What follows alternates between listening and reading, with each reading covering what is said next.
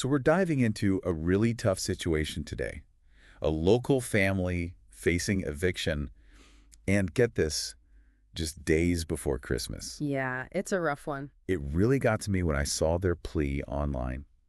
We have got to unpack this. Absolute. Before we get into the specifics of their story, though, I think it'd be really helpful to kind of zoom out a bit. Okay. Get a sense of just how common eviction cases like this actually are these days. Well, it's way more common than people realize, honestly. Evictions, they're just this harsh reality for so many families. It's sad. And it's tied to, like, bigger issues, too, like systemic problems. Oh, totally. Like, we see these spikes in evictions after things like eviction moratoriums get lifted, Right, right. which, those are put in place for good reasons, but it creates this backlog of cases. Oh, so then when they lift them, Exactly, then it's a surge. wow, so it's like a delayed reaction almost. It is, and it's a huge problem.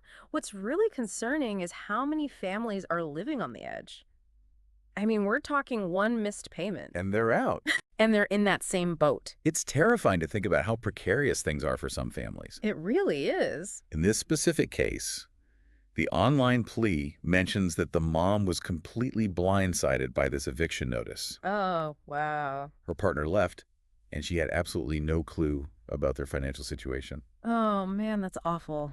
Were there, like, any warning systems in place or any kind of, social services that she could have accessed before it got this bad? That's the million-dollar question, isn't it? Like, ideally, there would be these safety nets, right, to catch families before they fall through the cracks. Yeah. But honestly, how effective they are totally depends on where you are, the resources they have. So it's a location thing, too. Absolutely. Sometimes people don't even know about the programs, or it's just navigating this crazy bureaucratic It's a system. nightmare. Yeah. And sadly, so many families only find out about these things when it's almost too late. It's heartbreaking. Okay, so let's talk about this family's specific story.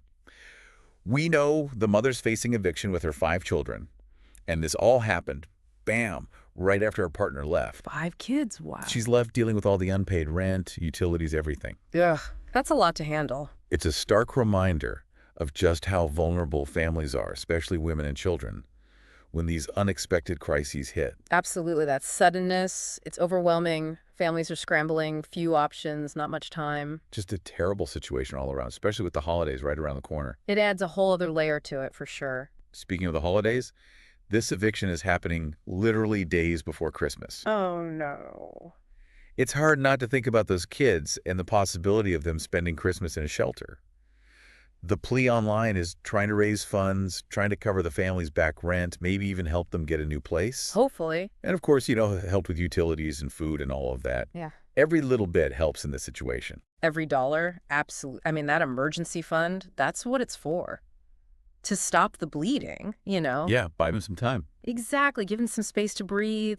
But it also makes you think about the eviction process itself. Right, that clock is ticking. Ticking, yeah. Can you maybe break down that process for us? What's that like? And what happens if they don't get the money in time? Well, each state's got its own way of doing things. Makes sense. But generally, there's these legal notices, court dates. It's serious business. If the family can't meet those demands, well, they could get kicked out. Forcibly removed is the term, I think. It's tough. And then after that, it's a domino effect, Hard to find a new place. Kids' schooling gets messed up.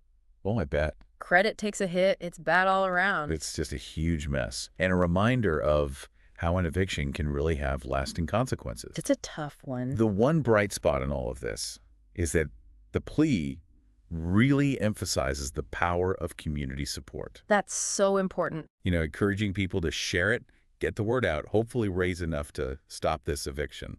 Fingers crossed. It's a good reminder that social safety nets and communities, they're crucial.